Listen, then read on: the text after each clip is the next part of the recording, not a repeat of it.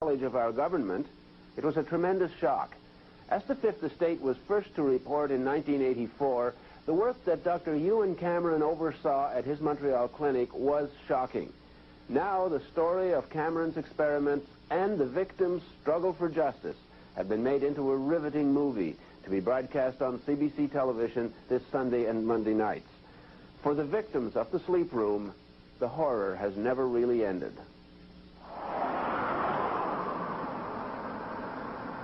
Even if you don't know the history of the Allen Memorial Institute in Montreal, it looks like a natural setting for a movie. A horror movie, maybe. But then, the truth about what happened to hundreds of psychiatric patients there a long time ago is a horror story. Okay, so we're en route, guys. A piece of Leon. And now, it has become a movie. A dramatized account of a bleak chapter in the history of Canadian psychiatry, produced by a former Fifth Estate documentary maker, Bernard Zuckerman. Literally could not make change for $1. The central character in the TV movie is a world-renowned psychiatrist at the Allen in the early 60s. His name was Dr. Ewen Cameron. Dr. Cameron. It's the classic story of good turning to evil in its most simplistic terms. I mean, Dr. Cameron started off as someone who was probably one of the most enlightened psychiatrists in the country. But then something happened. And whatever happened, suddenly here is this enlightened doctor, this noble doctor, who begins doing more and more and more bizarre experiments on his patients to the point where he is destroying the minds of hundreds of people. These are the days, and ours are the occasions. Inspired by the exuberant post-war optimism in technology, Cameron thought he'd achieved a major scientific breakthrough: how to repair a damaged human mind. The media rejoiced, even coined a phrase which would become a tragically silly oxymoron: beneficial brainwashing. Linda MacDonald was a young mother with 5 children under the age of 5 when she started feeling low. Her family doctor knew just the man to make her better. I was tired, I was depressed, my back was hurting. And so he said to the children's father, why don't you go to Montreal and visit this Dr. Ewen Cameron, this famous man who has all of these accolades, and have an assessment. So we went. My medical file even says that I took my guitar with me. And that was the end of my life. Within 3 weeks, Dr. Cameron decided to call me an acute schizophrenic and ship me up to the sleep room. How long did they put you to sleep for? I was in a coma for 86 days. 86 days of unbroken sleep. Yeah. Total comatose state. The theory was simple: erase a disturbed mind and start all over again. One of Dr. Cameron's colleagues at the time was Dr. Peter Roper. The aim, I think, really was to wipe out the patterns of thought and behavior which were detrimental to the patient, which were sick, and replace them with healthy patterns of thought and behavior. I think this may have been stimulated by the effects of the American prisoners of war in Korea, how they seem to have been brainwashed. The movie, called The Sleep Room, dramatizes one technique for brainwashing: extreme sessions of electroshock therapy, massive jolts of electricity 3 or 4 times a day for weeks. According to her hospital records, Linda MacDonald had 100 of these treatments. She entered hospital for treatment of what we can now guess was postpartum depression. Her records show the results of shock and radical drug therapy. May 15th shows some confusion. June 3rd knows her name, but that's about all. June 11th doesn't know her name. I had to be toilet trained. I was a vegetable. I had no identity, I had no memory, I'd never existed in the world before. Like a baby. Just like a baby that has to be toilet trained. She eventually went home, her depression gone, and her entire previous life gone with it. And this is one of the twins. That was in '62 before I went to the Allen. And this is the same one, I think. I just look at the pictures and I know who that is, who they are, but I don't remember them as my children at all. I mean, I know that they came from my body, but there's no, that's all. I don't know, and that's because I was told that. So these are my children. Robert Logie was little more than a child himself when he was referred to Dr. Cameron. He was 18. He had a sore leg. His doctor thought it was all in his head and sent him to the Allen. Like Linda MacDonald, he went through a nightmare of shock therapy and drugs, including LSD. Well, I was given LSD about every second day and injected. And sometimes it was mixed with sodium amytal and other drugs. 88.1 on 1, take 2. Yep. Most of the drugs were experimental, but suitable for brainwashing, or as Cameron preferred to call it, depatterning. Then, during the long sleep, the patient would be forced to listen to subliminal messages that were supposed to print new, sometimes bizarre thoughts on his blank mind. I was aware of the speaker under my pillow. I was aware of the words. Which were? You killed your mother. You killed your mother. Yeah. Who was alive and well. Who was alive and well. And over and over again, this voice is well, like I say, it takes about 2 seconds to say that message. And this was going on for 23 days. And when I went home, after being there, and when I went home, my mother was there, and why was she there? And it didn't make any sense. So what was going on here? Dr. Ewen Cameron was at one point head of the World Psychiatric Association and is still admired by some of his former colleagues. Dr. Peter Roper. What is the possibility that we had a good, well-motivated man whose ego and ambition took charge of his professionalism and led him into some fairly dark places? Well, I would put that chance as pretty slight. I think it's more likely that if he'd been around to defend himself when this story came out, we'd have a totally different picture of it. What would he say? Put yourself in his shoes. What would he say? I think he'd say, look, I treated these patients to the best of my ability. I didn't get all of them well, but most of them I got better than they were. A travesty, I agree. But in the movie, Dr. Cameron will not come off so well. They're your patients. Most of these people were discharged as cured. It accurately shows that many of his patients, inaccurately diagnosed as schizophrenics, were permanently damaged by his methods. Eventually, even Cameron had doubts about his experiments. He left the Allen in 1964, died of a heart attack 3 years later. By then, the hospital had quietly abandoned the experiments. Destroy these people for nothing. You can't just walk away from this, Cameron. It'll come out and it'll ruin you. You can't walk away. Nobody knows for sure exactly how many people Dr. Cameron and his colleagues exposed to the program of chemical and electroshock treatment they called depatterning and psychic driving, a process which some experts have since called barbaric. But many years would pass before there would be any public or official acknowledgement of what those damaged patients had been through. It would take a dramatic disclosure in the late 70s that the Allen Memorial had been part of a Cold War program of brainwashing experiments, paid for in part by the CIA. Hidden among its most sensitive files were CIA records documenting a project called MK Ultra. Between 1957 and 1961, a CIA front funneled about $62,000 U.S. for brainwashing research by Dr. Ewen Cameron. The American media got the story first, but the Fifth Estate exposed the magnitude of the human tragedy. Experimental drugs, including LSD, were administered to human guinea pigs. The patients were never told that their treatment was part of a CIA experiment. I don't think we'll have radishes. One of those patients was Velma Orlico of Winnipeg. She'd been at the Allen in the late 50s for treatment of depression. She happened to be married to a member of Parliament, David Orlico of the NDP. She'd considered Dr. Cameron a near saint.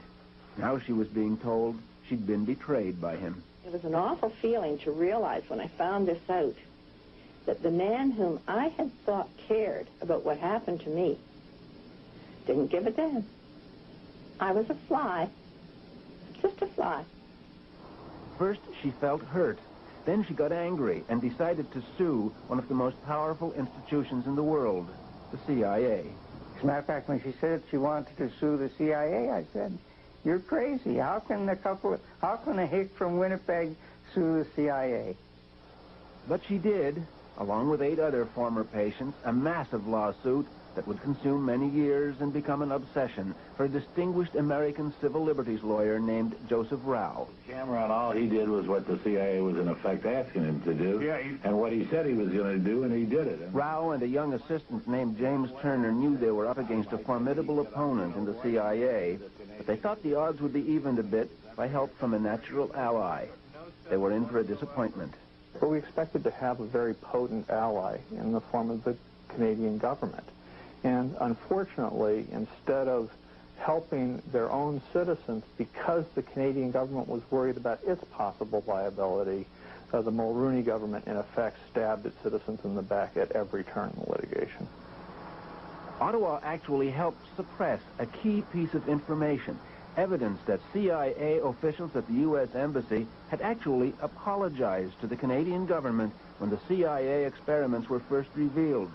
Jim Turner is still flabbergasted. You got to understand how important these apologies and expressions of regret were. This is an admission. This is legally admissible in court because it is one of the parties to the litigation saying, "I did something wrong and I'm sorry I did it." That is prima facie evidence of negligence and of wrongdoing that goes a long, long way to bringing the case to a timely conclusion instead of the protracted 10 years of litigation that we had. And action. Mr. Mulroney. The movie underscores the impact of Ottawa's refusal to give the lawyers details of the CIA apology. The lawyers eventually upped the ante on the Fifth Estate. And action? Tonight on the Fifth Estate, startling revelations about the activities of the CIA in Canada. With the publicity wave gathering momentum and the strength of the victim's case becoming more apparent, the CIA caved in the day before the trial was to begin. They settled out of court for $750,000. At the time, it was the largest settlement the CIA had ever awarded, and it provides a dramatic finale for the movie. Because we made them. They couldn't beat us. We won. You write that down, mister. Producer Bernard Zuckerman says, besides the financial terms, this was a major moral victory. Here you've got 9 little Canadian victims taking on probably the most powerful institution in America, the CIA, and these little Canadians, they win. They get the CIA to settle and give them money and, in effect, an apology saying what we did is wrong. The movie ends with a CIA settlement, but the story didn't end there. Troubling questions would persist, especially about the government of Canada. So why was Ottawa so ambiguous when it came to helping some Canadian citizens get compensation from Washington for what they endured in a program that was inspired mostly by American Cold War fears? Well, the answer was simple. The government of Canada was even more deeply involved in the Allen Memorial experiments than the Americans. Dr. Cameron's experiments were funded to the tune of $500,000 by the Federal Department of Health and Welfare during the 50s, and the funding didn't stop then. They kicked in over $51,000 after the CIA project ended in 1961, which was when a young, stressed-out mother named Linda MacDonald became part of the Allen Memorial story. When she discovered that her own government had been funding brainwashing experiments on her, she made a dramatic decision. You decided to take on the government of Canada. Sure. Well, hey, considering what I'd already been through, that was a snap. You know, what else? Why not? It must have become obvious to you fairly quickly that you were ramming your head into a brick wall. Yes. I'm stubborn, too. It got to the point where every time, whether it was John Crosby or Raina Titian or then the Honorable Kim Campbell, it got to be, you guys, we're gonna stay alive. And I said that to Brian Mulrooney, too. If you think I'm going away, you've got another thing coming. I'm not going to go away. I finally discovered... Linda MacDonald would hound the federal government for 4 years before finally in 1992, Ottawa grudgingly agreed to compensate her and some of Dr. Cameron's other victims $100,000 each in exchange for signing away the right to sue the government or the hospital. But it was an ambiguous victory.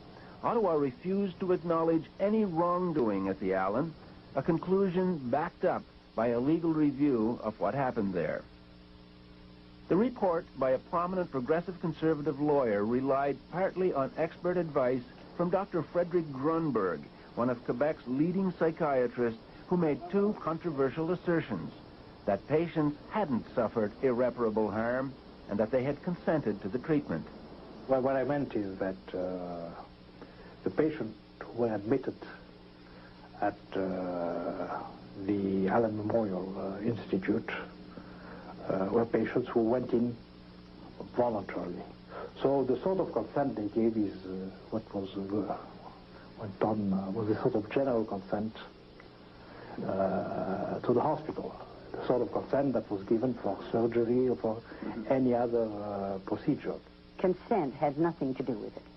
Dr. Cameron did not describe the treatment. He did not clarify. He did not give any way, shape, or form any kind of a hint of what was going to happen. That's not consent. And I don't even know whether he talked to me, because I'll never remember anyway. Dr. Grunberg shares a widely held view in his profession about the legacy of Dr. Ewen Cameron. I think he was a misguided man. He worked on a sort of a poor theoretical basis, and I think he was imprudent, considering.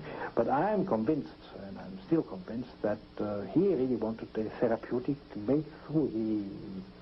He had this motivation that he was going to break this terrible condition. You seem to be saying the things that Cameron did were awful, but he meant well, so we'll forgive him. And the victims or the patients will have to live with the consequences. It's not a question of forgiving. As I say, the thing is, we put what he was doing in the perspective of his time. And a lot of awful things were going on. A lot of people are saying, considering the accepted practice and the science available at the time, this was an appropriate thing to do to you. It wasn't treatment, if that's what you're suggesting. It wasn't treatment for anything, not a toenail or anything. It was out-and-out guinea pigs for brainwashing experiments. That's what it was. It's been more than 33 years since the Allen put an end to the practices initiated by its most notorious doctor. It has recovered its world-class reputation as a leader in the treatment of mental illness. Dr. Peter Roper was dismissed from the Allen 2 years after Dr. Cameron left. One of the reasons, he insisted on following Dr. Cameron's technique. Did you argue strenuously to continue the depatterning of your patients? Well, I felt that I had a duty to my patients to give them the best possible treatment. And if there were some that were not responding to any other form of treatment, the only thing left was depatterning for them, then I felt that it should be done. You sound almost nostalgic for the 50s and 60s. Oh, no, it's not nostalgia. It's a question, I think, that bothers a lot of doctors, but it's rather sad if they're prevented from having that treatment because of administrative political or other reasons which had nothing to do with good medical practice. For Linda MacDonald, good medical practice in 1963 turned an emotional crisis into a horror that would haunt a lifetime. Here we are. This feels strange. This spring, she returned to the Ottawa High School, where she graduated in 1957. Hi, Linda. I'm Ann. Aren't you Highland? How are you? Hi. I was in the Liars Club. I don't know if you remember. I don't remember at all. No, I guess not. And all of these people, we knew all of these people. She has no memory of this place or those times, or even of who she was back then. Oh, there I am. Look at me. Did they call me Linda? Yeah. I am who I am today. My family tells me that I am very much like the Linda that they knew when I was growing up. Gregarious.